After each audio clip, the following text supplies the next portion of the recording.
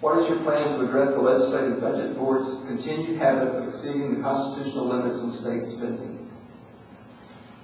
Well, my opponent voted to bust the cap this time, and I wouldn't have done that. I think that a $164 billion budget is obscene. I think that it was $99 billion in 1999, and this past year, with it being $164 billion, I think we've got to a point now where all we're doing is, taxing the people. This business margins tax was about that. It was addressing the shortage we have in our property tax, school tax.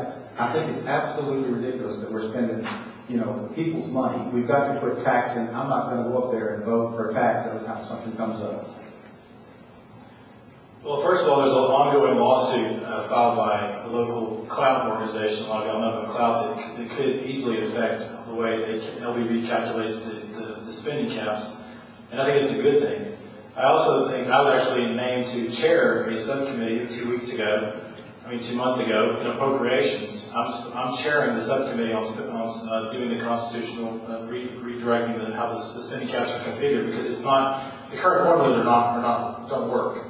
Now, when it comes to the spending cap you're hearing about, the reason that most of the Republicans voted to send the $14 billion back is because anytime you make an appropriation out of the Treasury, it's considered spending, regardless of what it's for. In other words, if the state were to just write checks for $14 billion and send them straight back to, remember when Bush did that a few years ago, he wrote everybody a check and it showed up in your mailbox.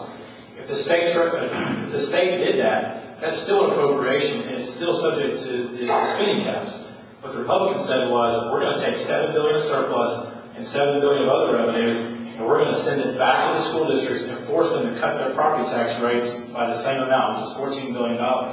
The Democrats actually were the ones that voted against that spending cap measure. And the reason they voted against it is they knew if it failed, we would not get $14 billion. We would get a lot less than that, and it would be spent on government programs or something instead of going back to the taxpayer through the school districts. So that's the reason that vote. You're never going to hear that side of the story about how that worked out. You're not going to hear it on the radio. You're not going to hear it in your mail. But that is exactly what happened.